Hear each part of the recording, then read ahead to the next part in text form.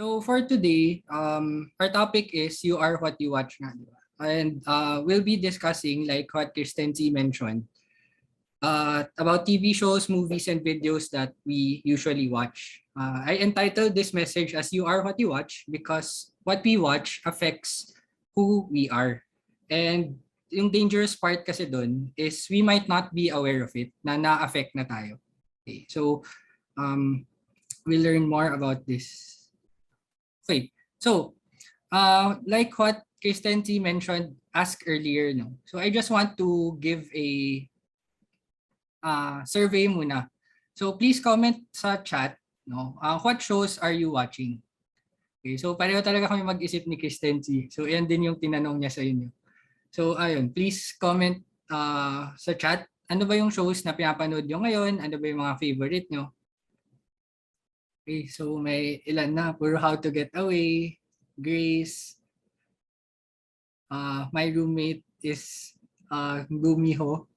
I believe K-drama yun. So, di ko pa napanood. X-Men, documentaries.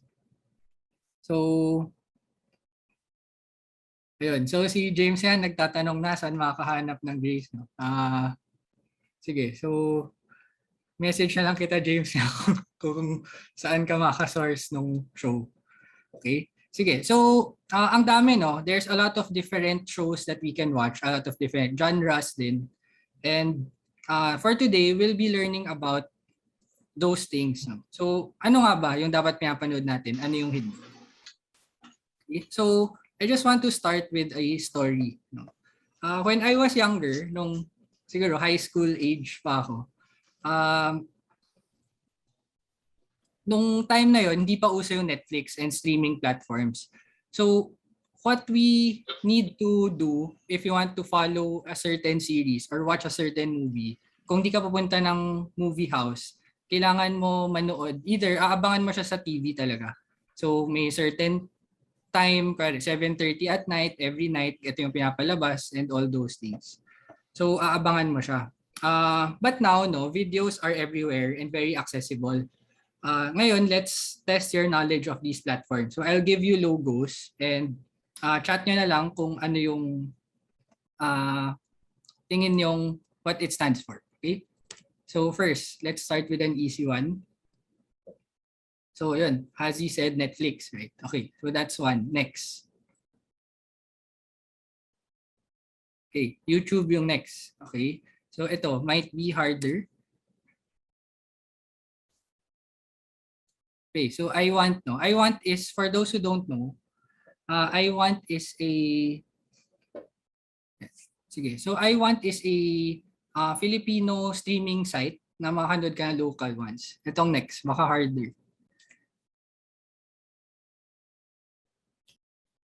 Okay, so it's not AXN. So ito yung logo of iFlix. So iFlix is an up-and-coming streaming site din na local. So kalaban ng iWant. Yan. So nakuha ni Abiti, no? iFlix. Yan. So ngayon, ang dami ng streaming platforms like Amazon Video, HBO Now, Hulu, Disney Plus, no? So a lot of these streaming platforms, ang ginagawa na niya is i-release niya yung videos that you can watch, usually isang buong season. Tapos you just need to pay a certain fee for usually a month or a year, no? So it's a very different situation where we are right now, no? Yung mga videos that we want to watch, shows that we want to watch are all nasa fingertips na natin. Ang bilis na, you don't need to wait. You can just use your smartphones, use your laptops or computers to just stream, no? And that's one of the differences, no? And another thing is, before, when I was, nung nanonood pa ako, when I was in high school, mahaba na yung show na 40 minutes. Pero ngayon, nagulat ako nung recommend sa akin manood ng mga K-drama. Parang isang episode, 1 hour 20 minutes. Tapos parang nagulat ako, parang buong movie na yun, tapos isang episode pa lang. So, yun, parang mas mabilis maubos yung time mo. You watch 2 episodes lang, parang 3 oras na agad. So, that's another difference, no? Now, yung tolerance natin to watch shows have been longer na compared to shorter ones. before. And because of that, mas maraming time din yung nakakain sa atin. So, aside from that, no, pag iniisip natin TV shows, videos, ito yung mga mas naiisip natin, movies and TV shows. Pero ngayon, there's another medium na. Okay, so there are TikTok videos, IG story, Facebook live, and snaps, no, that we think are short, 30 seconds to 1 minute lang. Pero pag tinuloy-tuloy mo siya, you just continue swiping, no? Minsan, di mo namalayan, 1 hour, 2 hours na pala, na yung nakalipas. Nanonood lang kayo ng ganong short videos. No? So, it's important for us with all these things right now to really think, no, what we watch. Kasi baka nga na-affect na tayo because of it. Because the more you think about something, the more you're exposed to something, the more it affects you. Okay, so for today, I want to start with this illustration. Ayan. So this is a Sudoku puzzle na hindi pa naka-complete, di ba? So if I ask someone na hindi marunong mag-Sudoku to answer this, sabi, lagay mo lang yung tamang numbers dyan. Do you think masasagutan niya? Di ba, sobrang labo. No? Sobrang labo na makukuha niya. Ngayon, if I give that person yung answers. So I show them this this grid, no, na complete na siya. Kakopyahin na lang nung tao yung answers. So makukuha niya yung tamang sagot. No? Pero after that, if I give that person another puzzle to solve, hindi pa rin niya makukuha yun. And for TV shows, when we want to judge something, when we want to know if it's right or wrong, that's the case as well. So we can always ask our care group leaders to, okay ba tong show na to? Is it okay to watch this? And syempre, your care group leaders will do as much as they can to answer. Baka kailangan nila panoorin ilang episodes or what to answer. No? Pero your care group leaders, syempre may sarili-sariling buhay din yan, busy din. So minsan, kung gusto niyo na talaga manood tapos hindi pa sumasagot yung leader nyo, what will you do? So for today, I think it's important to teach you yung mga principles for you to be able to judge for yourself kung ano ba dapat yung pinapanood nyo or not. Hindi lang puro antay, pero talagang you yourself can do it alone. Okay? Sige. So, our message outline for today is like this, no? So we'll start with some statistics and then some pros and cons of watching videos. And then to answer the main question, no, when does it become bad? Then we'll do some application questions. What can we do? And finish it off with discussion questions which you can discuss sa breakout rooms. No? Okay, so let's start with some statistics. So in 2020, ito daw yung mga sikat na shows na lumabas sa Philippines. Okay. Nakahati na siya by genre. So meron yung mga thriller, those scary ones, horror, those inspiring ones. Yung K-drama may sarili. Gusto ko yung may sarili na siyang category kasi sobrang hit siya sa Philippines. Tapos yung mga nakakakilig and those who make you laugh. And one dun sa parang promo nila, ito yung mga shows na hinighlight nila. Enola Holmes, Atlas, Kingdom, Money Heist, Emily in Paris, and yung The King Monarch, I think. So, these are the shows na they highlighted with a different genre. May mystery, may influencer, may about stealing, and all those things. No? So, whatever gusto nyong panoorin, whatever your type is, meron na siya lahat. You can always choose what you want.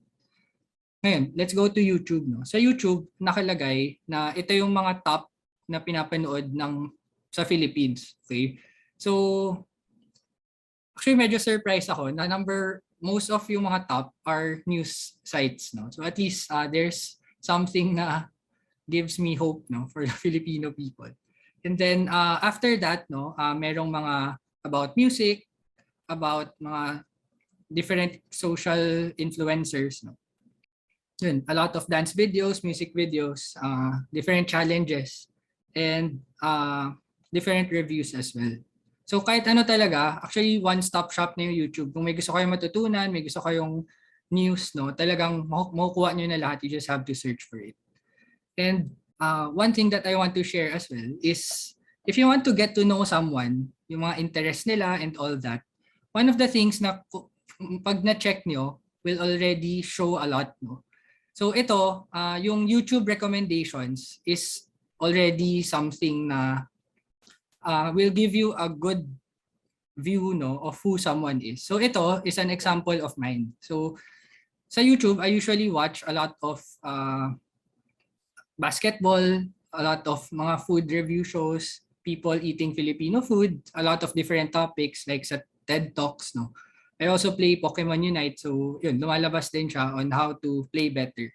So yun, ito yung mga topics that ako personally, I want to watch. So ito yung re-recommend niya sa akin.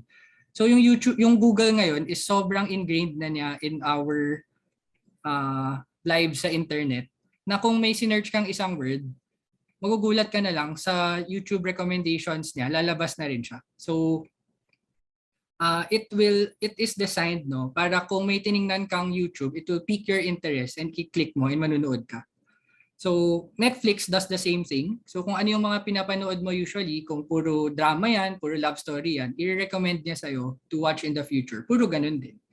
So talagang these things no are designed for you to click and to continue watching. Okay. So some data no. So ito yung pinaka-latest na kaya kong hanapin.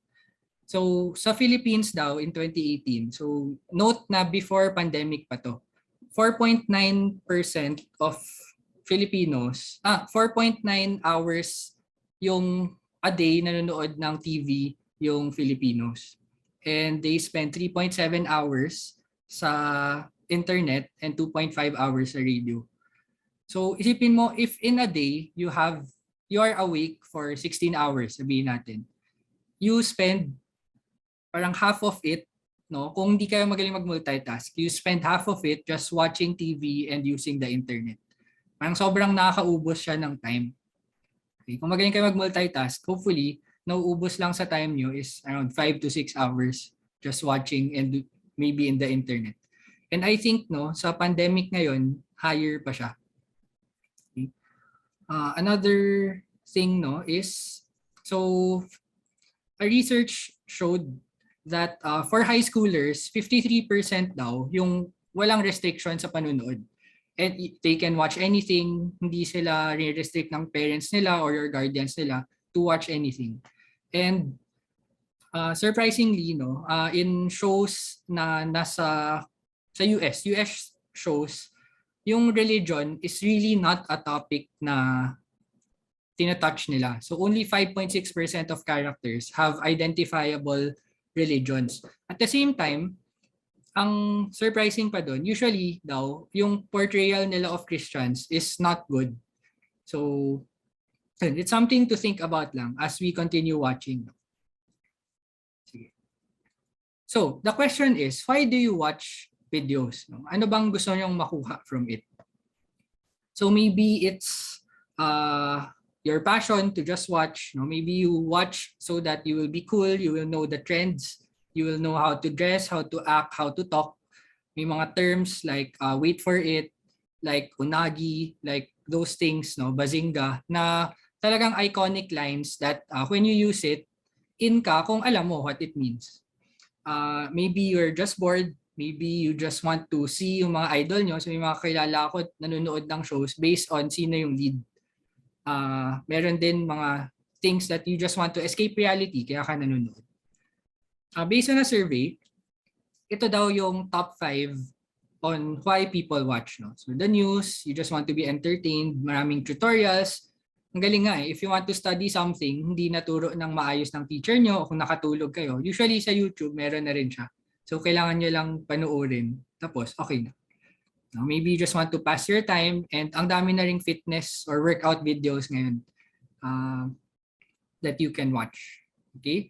So yun yung preliminary statistics about shows and movies. Okay? So now, we go to our pros and cons. So I'll focus more on the cons. No? So sa pros, usually, alam naman natin tong mga to kasi that's the reasons why we watch. No? So I'll just give you some siguro, examples of what I personally watch.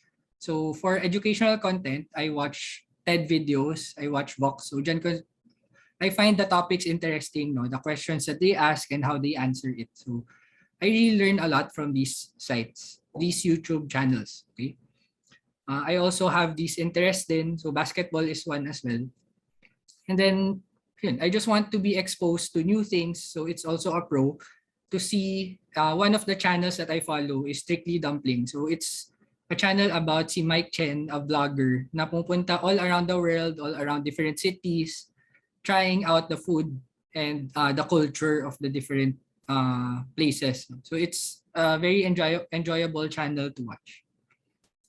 Next is you find inspiration. So plug ko na rin yung Joy channel kung di nyo alam. So may YouTube page and channel yung Joy. So yung mga videos natin, yung mga Sunday activities, yung mga different videos na ginagawa ng Joy, meron na dun. So if you want to watch, feel free to check it out. So maawa naman kayo, tingnan nyo yung views. So may mga 4 lang, 14, 10. So sana maparami nyo naman. Okay? And maybe you want to watch just for entertainment. So it's a pro because you get relaxed naman talaga when you watch. And these are some of the channels that I watch. Si Mr. Who's the Boss on tech and a lot of covers of famous singers and famous songs right now. Yung Wish 1075. Okay. So ngayon, we'll be focusing more on the cons. So ano ba yung mga cons? First is it increases aggressive behavior. So maybe feel nyo hindi naman siya applicable sa inyo, no? Pero I'll give you an example. Normally at home and in school, we are taught the right things naman talaga. We are exposed to the right things, and what TV and movies do is to expose us to things that could be harmful and wrong. And the more you watch these things, the more it will become normal for you, and you will start to think na okay lang siya gawin in the real world. So one example is this. So when I was younger, nung nasa school pa ako, ito yung uso yung wrestling Uso yung WWE, and one of the things na favorite gawin ng mga kaklase ko is itong move na to, which is the Master Lock.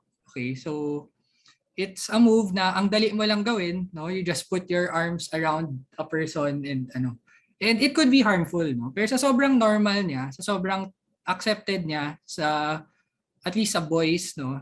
Sa mga kaklase ko, hindi na nagagalit yung mga tao na nagagawa sa kanila yan. Masakit siya. Masakit siya talaga. Pero yun, you continue doing it. Hindi siya rin-report sa OSA before. Kasi yun, it's part of it. Parang naging normal na siya to do wrestling moves to your friends. Ganun. No? So the influence is really there. And a lot of shows right now, one of the most popular genres in movies and shows are yung mga action or thrillers. No? So ang dami talagang shows dyan na magaganda, ganda ng plot, and it shows a lot of violence. Which maybe unconsciously, feel nyo na wala, okay lang yan, di naman malaking bagay na nanonood ako ng ganyan. Pero subconsciously, yun, yung violence will become more normal for you. Next is behavioral addiction. So, like what Kristency mentioned earlier, ako, I really love watching shows. Ngayon, mas kumante na. Pero before, I just want to share, na-share ko na ito before, this is a table that I made, I think, 4 years ago. So, before, like I shared, hindi pa uso yung streaming sites. So, what I do is, meron akong inaabangan na show na lumalabas every day, Monday, Tuesday, Wednesday. So different shows. And usually yung episodes lumalabas siya once a week lang. So what I do is gumawa na ako ng table para I know ano yung mga aabangan kong show for a certain day. Okay? And yung numbers dun sa tabi stands for the season and the episode. Para for sure, tapos yung mga naka-parenthesis, yun yung kung ilang episodes na yung lumabas. Para alam ko ilan pa yung hahabulin ko. So sobrang organized ko when it comes to my watching. Kasi kung malilito ka, tapos, yun, hindi mo masusundan. So, before, I admit, medyo addicted ako to the shows. Hindi naman sa talagang kailangan ko siya mapanood. Pero, yun, inaabangan ko siya. And it uses a lot of my time. Pero one thing na nagko-control dun sa TV watching ko is that once a week mo lang siya mapapanood. And kahit na anong cliffhanger pa yung ending ng show na yun, kailangan mo mag-antay ng 1 week bago mo papanood yung next. Yung dangerous part with shows right now is usually lumalabas siya per season na. And if those that are familiar in watching sa Netflix, ang tendency pa, pag patapos ka na dun sa isang episode, nag-automatic na siya, nagka-countdown lang siya ng 5 seconds, isi-skip na yung ano yung tawag dun sa end credits, tapos isi-skip na rin yung kung meron mang parang refresher sa start ng next episode, tapos magsa-start na siya ng next. So ang tendency is it will keep you to it will help you continue to watch and watch. And it's very dangerous kasi it fosters this addiction, no? So our research showed na sa minds natin, the effect of continuing to watch a new episode of a series after a cliffhanger, yung sensation dun sa brain nyo is the same as when you if an addict gets what it wants. So if a gambler gets to gamble, yung sensation that it gets, no? Ganun din yung sensation when we are able to go to the next episode and watch what happens next. So the more that you do those things, the more that you don't stop, the more na mas may hirapan kayo to control it in the end. Okay? So just something to think about. Okay? Next is it lowers school performance. So quite practical and logical. The more that you watch, the more that you spend less time to study, less time to think about what you need to do sa school, no? So yun, it's obvious naman na sana hindi mo mababa grades when you keep watching mga K-dramas, ganun. Pero yun, sa studies show that it does affect it.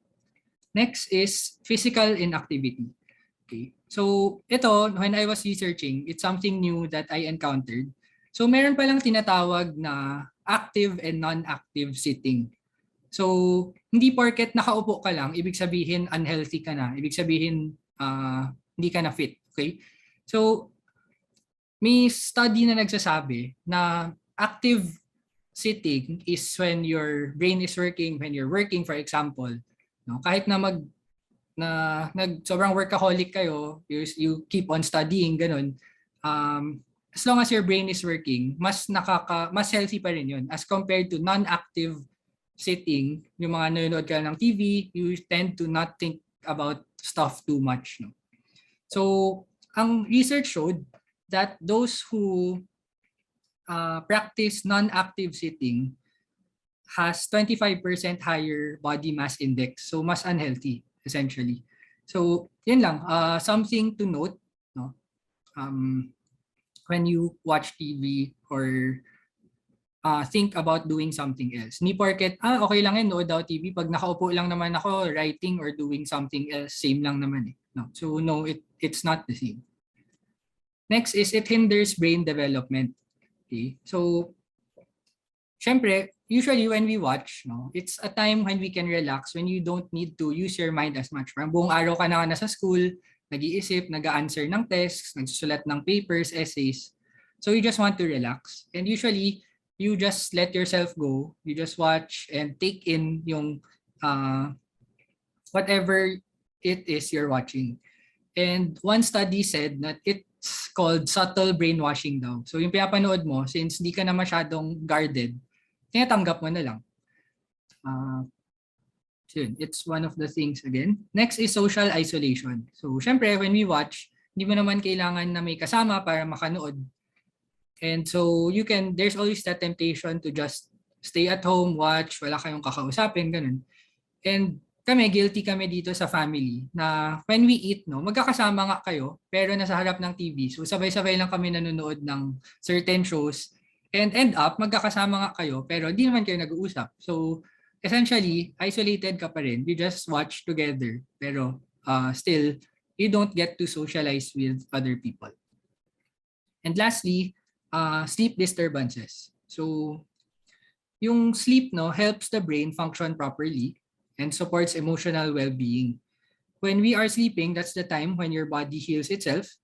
Research shows that in order to have a good night's sleep, it's important to have a parang cool down time. So 1 hour before sleeping, dapat yung brain nyo, pinapasettle down nyo na. So you read a book, you pray, you meditate. And when you watch TV, the tendency is yung mind nyo will continue to be active. Tapos, lalo na kung pinapanood nyo, thriller, mystery, suspense, horror, ganun. Talagang mahirapan kayo matulog and your sleep won't be as healthy and as good. So, yun, these are some of the cons, no? So, ito yung recap of the section. So meron namang pros, merong cons, no? So the question remains, no? When does it become bad? So ito yung tatry natin sagutin. Siyempre, I'm not claiming na all shows, everything that you watch are bad, so wag na kayo manood. So meron namang good and bad. So ang tanong is, so ano dapat natin gawin? Okay. So to answer this question, no, I will be answering it with 4 words that start with C para mas madali niyong maalala. So the first word is content.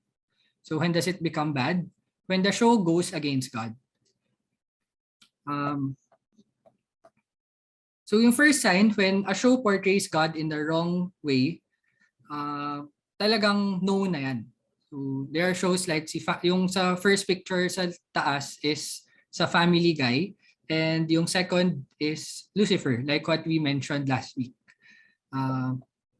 It really yung Family Guy portrays Jesus na medyo medyo cool na hindi talaga siya ka-respeto. Okay? And sa Lucifer, it really mocks the Bible and what it says. So I tried watching Lucifer, kung nakita nyo dun sa list ko earlier. Pero after a few episodes, talagang hindi ko na siya tinuloy kasi I find it, parang nandun yung uneasiness to watch kasi sobrang disrespectful nung topic.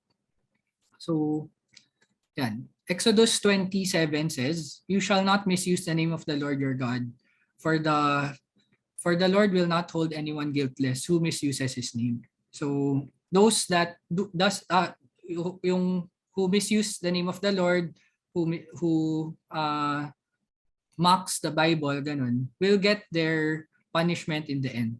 And sana tayo will be more conscious about these things as well. Kasi the more that you watch these things, the more yung concept nyo of who God is can also be shaped, no? Sa Israel, yung mga Jews, no, they don't even say the name of God kasi they really find it holy and they have this reverence for it. And so tayo, ano ba yung perception niyo of God? Na-shape na ba siya of how society and movies see it, no? Posible namang alam naman natin it's wrong, pero how holy do you feel God is, no, in your life if you honestly think about it? Or do you just see God as a friend, ganun, as those na pinoportray usually sa shows? So that's the first one. When does it become bad? When the show goes against God. So point blank, kung ganyan na siya, talagang no na. Okay.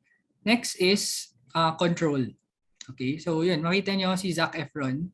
So either you go to sleep or you watch the next episode. So it's a question that we usually battle with when we start watching a show na that is well made, no? Yung mga binge-worthy na shows. Okay, so when does it become bad? When you cannot stop watching. Okay, so Titus 2:11-12 says, "For the grace of God has appeared that offers salvation to all people. It teaches us to say no to ungodliness and worldly passions and to live self-controlled, upright, and godly lives in the present age." So I'm not saying to not watch TV shows or videos or movies anymore. But a sign when it is bad already is when you cannot stop watching. When you say last episode na nga, ganun, pero afterward, sige isa pa, hanggang sa hindi mo na namalayan, ilang hours na kayo nanonood. So watch in moderation, and this relates back dun sa point on addiction before. Okay. So when does it become bad? When you cannot stop watching anymore. Next point is ito. So our next C is for corruption. So makikita niyo dun sa picture, no, that there's a dog that is imitating meerkat. So what you watch will really influence what you do. So si Paul, sinabi na yan ni Paul din. Paul warns us in Philippians 4:8, finally, brothers and sisters, whatever is true, whatever is noble, whatever is right, whatever is pure, whatever is lovely, whatever is admirable, if anything is excellent and praiseworthy, ano yung command? Think about such things. Bakit? Kasi Paul knows that whatever is on our minds, whatever we think about, it will affect our actions and who we are as well. So sinabi na niya, ano ba yung mga dapat natin iniisip para we'll be acting the way that God wants us to act and the way that we should be acting based on the Bible. So yun. And one other thing, no? Yun. So when does it become bad? When it influences your mind and actions. Another point that I want to share is for this point is a second verse. So 2 Timothy 3:1-5 says, "But mark this, there will be terrible times in the last days. People will be lovers of themselves, lovers of money, boastful, proud, abusive, disobedient to their parents, ungrateful, unholy, without love, unforgiving, slanderous, without self-control, brutal, not lovers of the good, treacherous, rash, conceited, lovers of pleasure rather than lovers of God, having a form of godliness but denying its power." Ano yung command? Have nothing to do with such people. I don't know about you, but while I'm reading this, nagpo-pop up na sa mind ko yung different shows na ganun yung theme. And most of the shows na meron ngayon, those yung mga sikat na shows, have these themes, no, in them. And bakit kaya ganun? Why do these shows portray these things? So because shows are meant to be somewhat relatable to the audience. So for the audience to know the feeling, to connect with the characters, and this happens when there's some truth to it. So sinasabi na dito sa verse na to ni Timothy na the more that we go towards the end of days, yung the more that we palayo ng palayo from the time that Jesus lived, the world will become more and more sinful and become more and more ungodly. No? So yung mga shows that we watch, kung makikita nyo, are also that way. So previously, mas maraming shows na with good moral characters and those things. Pero ngayon, parang ang dami ng bad content. Parang how would you think that a movie about stealing from a bank will be sobrang hit? No? Pero it's essentially wrong. Diba? So, ang command ni God is to have nothing to do with such people. Kasi the more that you go with those people, and indirectly, ganun na rin, the more that you watch those things on the TV, the more that it will become normal for you. And mas madedesensitize ka nga from all those things. So, when does it become bad? When it influences your mind and actions already. Pag nawawala na yung sense of urgency to go against those things, talagang ano na yan, it's already ano. Okay. And lastly, when does it become bad? The fourth C is for choice. Okay, when you choose to watch videos over God and your responsibility. So iba to dun sa addiction kasi posible namang hindi ka addict, no? Posible namang you can control when you watch. Pero alin ba yung ginagawa mo una? Do you watch first or do you do what you need to do first? So Ephesians 5:15-17 says, "Be very careful then how you live, not as unwise but as wise, making the most of every opportunity because the days are evil. Therefore, do not be foolish, but understand what the Lord's will is." So God has a will for all of us. And the more you watch TV and videos, the more time you are spending being unproductive and not leveling up your spiritual walks and journeys. The less time you spend reading God's word, knowing more about God, praying and seeking God's will for your life. So, living wisely, what does it mean? It means living a productive life, not wasting the valuable time that you have. So if there's things that you need to do pa, study, read God's word, do your devotion, no? Then unahin yun before watching. So a good So yun, we'll talk about these things more in the succeeding section. Okay, so recap, when does it become bad? The 4 C's are content, control, corruption, and choice. Okay, and ngayon we go to our second to the last part. What can we do? Dito na pumapasok yung application. Okay, so to help you remember this more, I gave an acronym. So what can we do? The word is CLAP. C-L-A-P. So first, C is to choose. First, syempre, choose shows that have good character and values. Okay, so I just want to share a story, no? So ito is Little House on the Prairie. Sobrang luma na niya na show. And sa my parents, so they're Christians as well. And meron isang channel kasi sa TV na hits channel siya. So lahat ng pinapalabas doon, sobrang luma lang na shows. And isang show na inaabangan nila ng parents ko, and they watch it consistently every night, is itong Little House on the Prairie. On the Prairie. So bakit yan? So tinanong ko rin sila kasi ini-invite nila ako manood. Tapos ako parang di ko ma-enjoy yung show. So tinatanong ko sila, bakit gusto niyo panood? Ang daming gandang shows na magandang animation, ang ganda nung quality ng video ngayon. Bakit gusto niyo panoorin yung mga 60s pa na show na sobrang luma, na pixelated na yung lumalabas? Tapos ang sinagot sa akin ng mom ko is kasi yung show promotes, lagi siyang may moral lesson pagdating sa ending ng each episode. Tapos it promotes really good Christian values. So kaya nila gusto panoorin yun. So sana tayo will also want to watch shows that promote good moral values. So there's The Chosen, which documents the different Bible stories about Jesus, no, the gospel. And there are a lot of movies din na Christian movies na maganda, and you will really learn a lot of things from it. Like God's Not Dead, Blindside, Case for Christ, no. So some of these shows napanood na natin sa Joy. Okay? But also, I also want to caution you na hindi rin lahat ng Christian movies na Christian yung theme are okay, no? So merong naging issue to before na nung lumabas tong movie about Noah na sobrang inaccurate niya, sobrang dami daw niyang inconsistencies with the Bible. And so there's this risk also. So what I suggest is when you choose a show to watch, no, lalo na kung Christian show siya, afterwards, go back to the source. Go back to the Bible if it's story sa Bible, or if not, yung principles, you can also discuss it with other people. Okay? Yung second, C yung choose, L is for limit. Limit your watching, di ba? Ang bilis sabihin eh.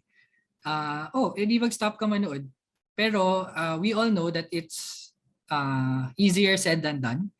And research showed na ganun, mahirap nga siya. And one thing daw na naging effective to limit your watching is to find another hobby to do.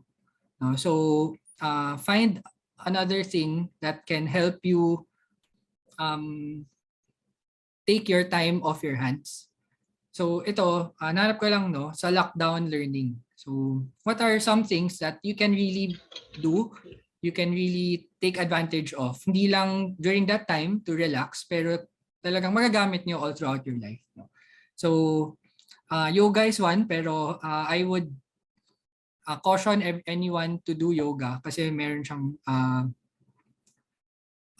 bad parang history in doing it. Pero if you just want to do stretching, ganun, then just do it with caution and do some exercises. No? So it will be helpful for you and for your body moving forward. Coding, writing, cooking, digital marketing, language learning, gardening. So all these things are things that can really help you in your lives moving forward. And it will be a more productive use of your time. So kung nagustuhan nyo tong mga to, it will also take up more of your time, and it parang mas madali kayo mag-transition to stop watching a lot of shows. Okay? And A is for analyze. So bakit analyze? Like I mentioned earlier, usually when we watch, we just relax and you don't think critically. Pero it's important to be more conscious and intentional in analyzing what the show is about. So I just want to give you some practical guide questions to ask after watching siguro each episode. No? So what is the show or video about?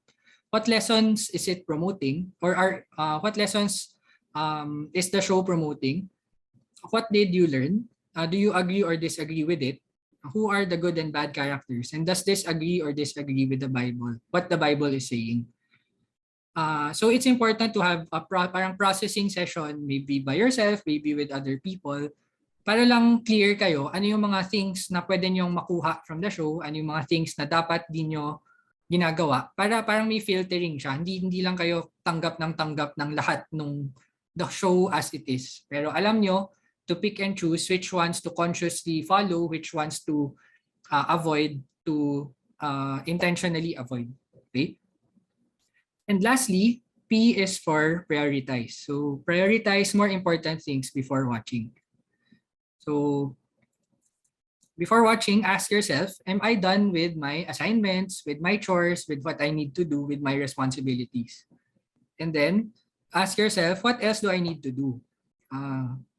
And then one very hard question to ask is, when I start, can I stop at will? So kaya nyo bang mag-stop anytime? And how can I be more productive? So these are just some questions that you can ask yourself before watching. Kasi isipin nyo, baka after a long day, ganun, you want to watch one episode lang, pero kailangan nyo na matulog after an hour, ganun. Tapos, sige, kaya ko pa, one episode lang, 40 minutes. Pero yun pala, after one, di nyo kaya't mag-stop with just one episode. So you continue watching. End of the day, baka naubos pa time nyo. Okay? So these are just some practical tips that I hope na magawa nyo. Clap. Okay? So choose shows that have good character and values. Limit your watching, analyze intentionally what the show is about, and prioritize more important things before watching. Okay. So a recap of the 4 C's and clap. No? Content, control, corruption, and choice. Choose, limit, analyze, and prioritize. Okay. So going back dun sa Sudoku, no, I hope that this sharing for today has helped you be equipped in judging for yourself how to if a show is good or not. Okay. And going back, you are what you watch kasi just remember just remember that what you watch will influence who you are. So be careful. So this ends my sharing. I just want to share with you yung discussion questions for you and your groups later. First is, what shows are you currently watching and what lessons are they promoting? Second is, have you experienced a show that influenced your behavior? And third is, do you think you need to change your watching habits? If so, paano? Okay, so hopefully these guide questions will help you in analyzing ano ba dapat pinapanood nyo and ano hindi.